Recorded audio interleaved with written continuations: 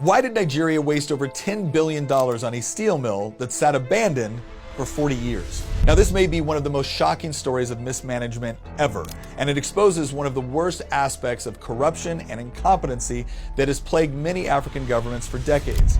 The story begins in 1970. Having emerged victorious in the Nigerian Civil War with the aid of the Soviet Union, the country's federal military government began to adopt the Soviet model for Nigeria's post-war economy. State ownership of the means of production was officially confirmed in 1970 when Nigeria's military government decreed that the state would acquire and control the greater proportion of the productive assets of the country. But while Nigeria's government would go on to nationalize nearly half of the economy, virtually all of these state-run businesses would eventually exist to simply enrich corrupt government officials. And there's no better example of this than the Russell-Toks steel mill.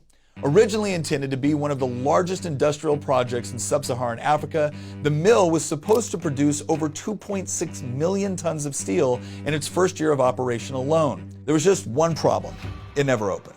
Why? Well, because despite the government awarding a contract to build the site in 1976, a combination of corruption and incompetency has plagued the project to this very day.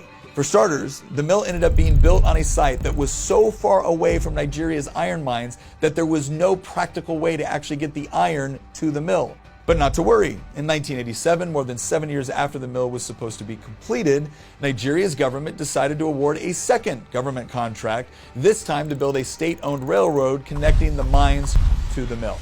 The government promised that this would take 5 years to complete, but what began as one act of gross government inefficiency and corruption soon became two, as the railroad sat abandoned and unfinished for decades. But the story doesn't end there. In a twist of irony, when the government finally brought in a foreign firm to complete the railroad in 2017, it was discovered that much of the abandoned railway track had been looted for its steel.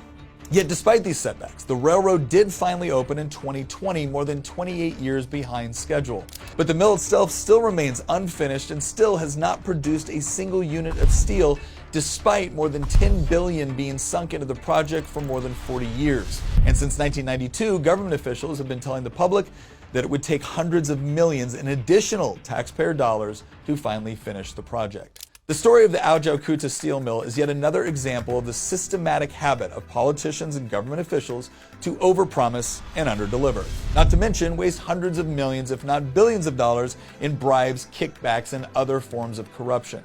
History has demonstrated time and again, no matter where it's tried, that government ownership of projects like these practically guarantees that they will be inefficiently constructed and operated.